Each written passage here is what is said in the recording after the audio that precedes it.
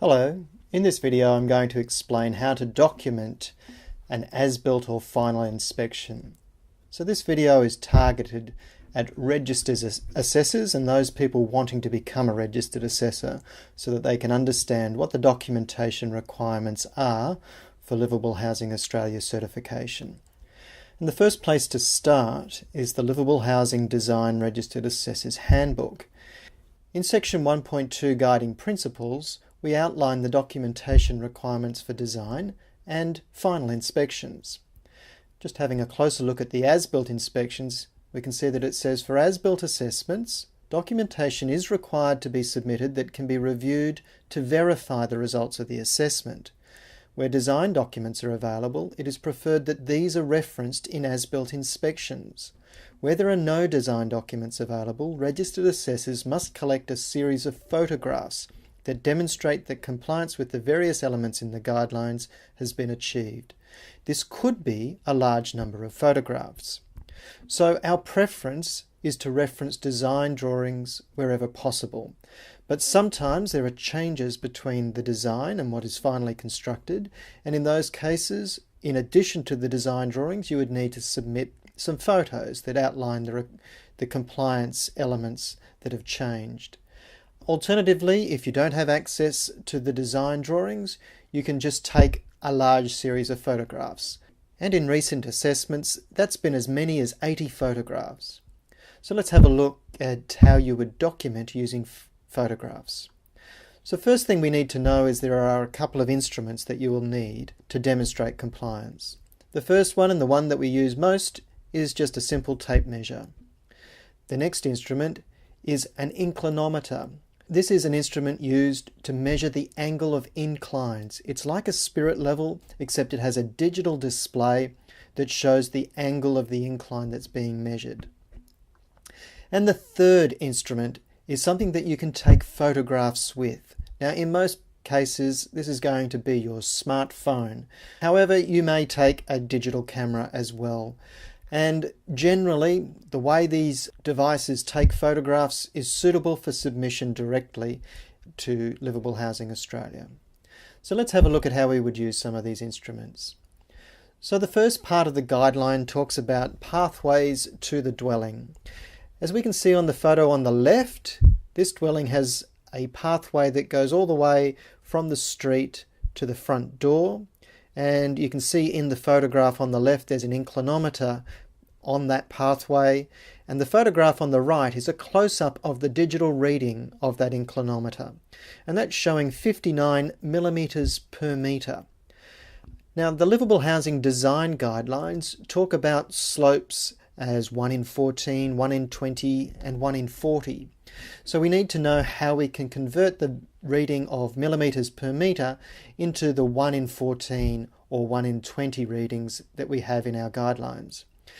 So this table outlines the comparison. A 1 in 14 ramp will be 71 millimeters per meter. That means that for a 1 meter horizontal distance, the vertical change in level is 71 millimeters. For a steeper ramp, such as a 1 in 10 ramp, there would be a 100 millimeter vertical change over a 1 meter horizontal distance. Or for a shallower change, 1 in 20, there would only be a 50 millimeter vertical change over that first meter of travel. So in the case of the image we saw before, that was 59 millimeters per meter, we can see that it sits somewhere between 1 in 20 and 1 in 14. So 59 millimeters per meter demonstrates compliance with the 1 in 14 pathway gradient that we require in the guidelines. The next section is to document the crossfall of the pathway, and here we can see the inclinometer is situated across the path, and a close-up of the reading on the inclinometer shows that it's 4 millimeters per meter, which is well less than the 25 millimeters per meter allowable with a 1 in 40 crossfall. On the left-hand side of this image, we can see a tape measure measuring the width of the path. On the right-hand side is a close-up of the tape measure, and even though it's difficult to see on this screen, when the photo is submitted to LHA, we are able to zoom in and see that the pathway is clearly greater than 1600 millimeters. So the greatest level of width of a pathway that we're looking for our guidelines is 1200 millimeters for platinum, and we need a landing width of 1500 millimeters. So this photograph demonstrates that both the landing is greater than 1500 millimeters and the pathway is much greater than 1200 millimeters. The previous photograph that we saw that showed the path all the way up to this front door showed us that it was the same width all that distance, and so we can interpret from this that compliance has been achieved. So the next thing that we need to look at is the doorway, and on the left hand side we have an image showing the arrangement of the measure. So it's measuring the clear opening from the jamb of the door across the threshold to the edge of the leaf of the door. And on the right hand side we see a close-up of that measurement, and we can see that it's about 970 millimeters, that clear opening, which meets our platinum level requirements. So when documenting door widths throughout the house, you would need to do this for each door that is required to demonstrate that width requirement. So there would be a number of door photographs similar to this, showing that you've got a level transition across the door and that the door width exceeds the requirements in the guidelines.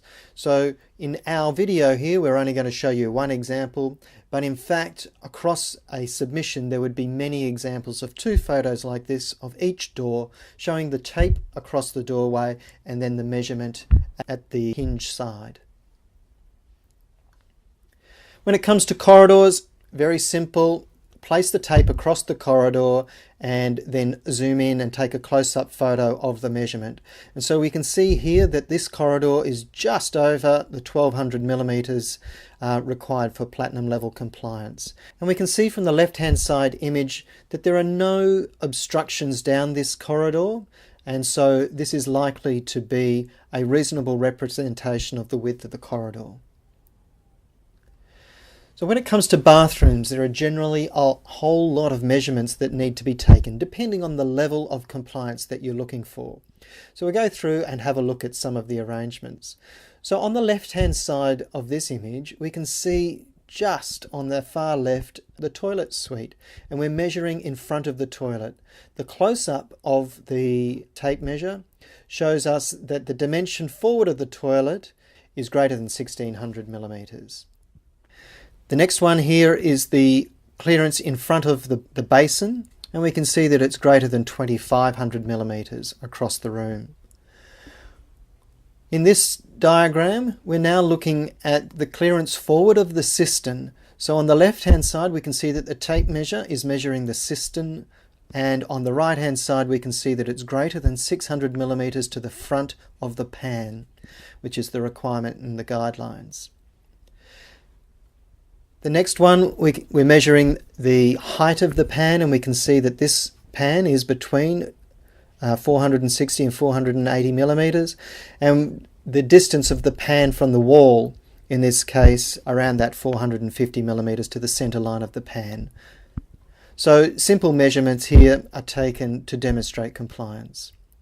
When it comes to wall reinforcing, there are a couple of ways of doing this. Usually when an assessor turns up to a site to do a final inspection, the walls are all covered, and so there aren't any photographs able to be taken by the assessor to demonstrate compliance.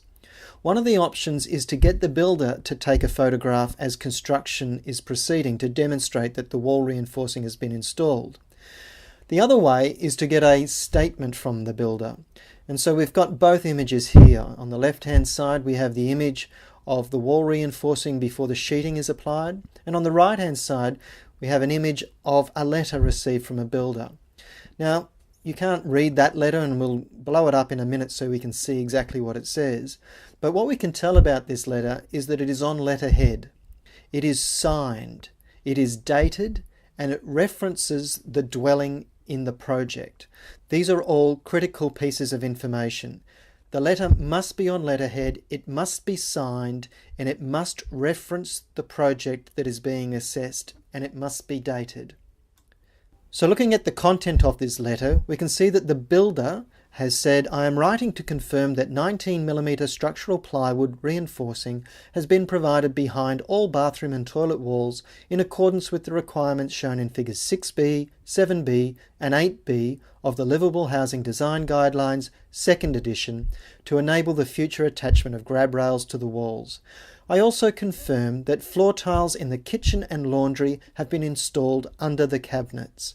So this is a way of demonstrating compliance using a letter provided by the builder to cover those things that you can't see in inspection. And so our next element for documentation is kitchen and laundries.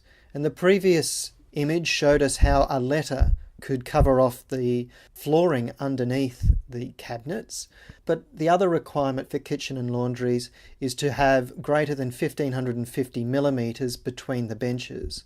So on the right hand side here we can see the image showing the tape measure going from the nosing of the cabinets to the nosing on the other side, and on the left hand side we can see the detail that it's 1720 millimeters, much more than the 1550 required for compliance. When it comes to bedrooms, it's a very similar approach. So on the left hand side we can see the tape measure going across the room, and on the right hand side we can see the detail of the measurement so that we can tell that the width of the bedroom is greater than 3500 millimeters.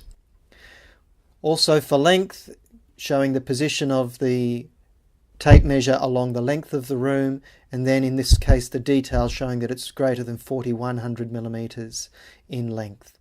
And so with those dimensions we can tell from the details in the guidelines that this bedroom could meet the requirements of a platinum level bedroom. And it's quite common at the as-built stage for there to be no furniture to assess, and this is really what we're trying to assess in the guidelines. It's not so much the placement of furniture, it's the size of the room.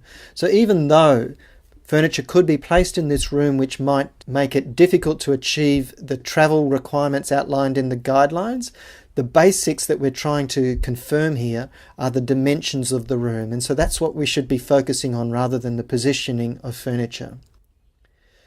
Documenting light switches and power outlets. Again, these are examples where a number of photographs could be taken.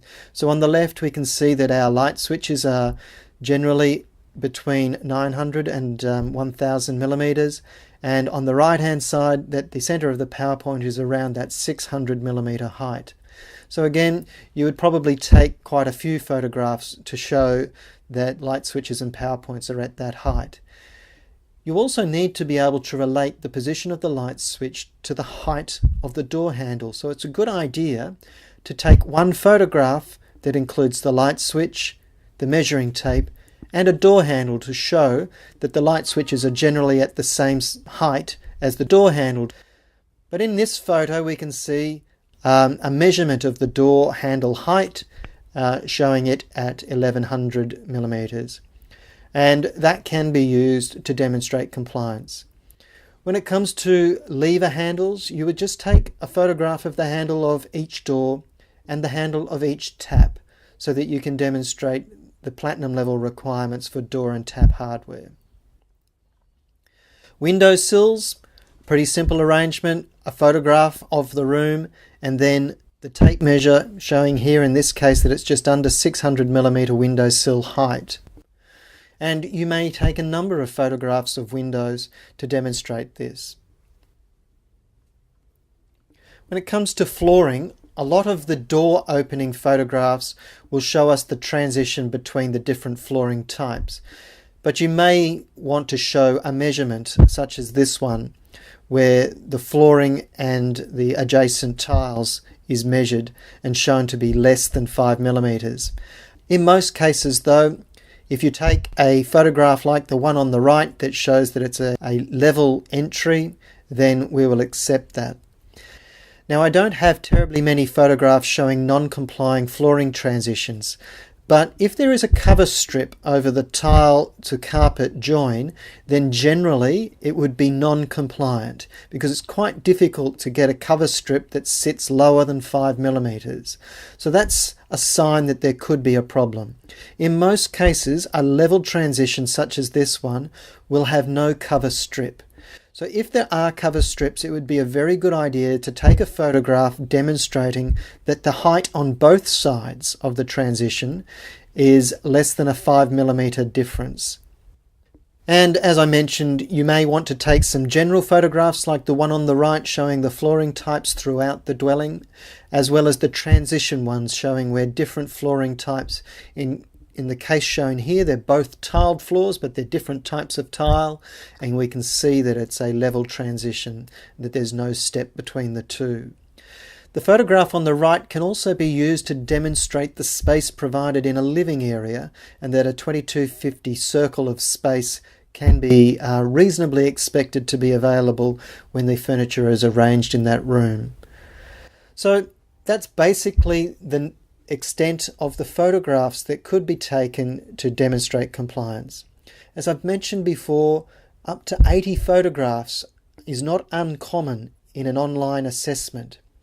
Our online assessment system allows you to upload photographs in a number of different file formats, including the most common file formats that smartphones use. You can upload as many photographs as you like, as well as other documents such as letters. Photographs can only be uploaded one at a time, whereas if you put them into a Word or a PDF document, you can upload many photographs in a single document. But it might be faster just to upload the documents one at a time. But just keep in mind that it could take a little while to upload 80 individual files to our assessment system. As always, if you have any questions, please feel free to visit our website and contact us at any time. Thank you.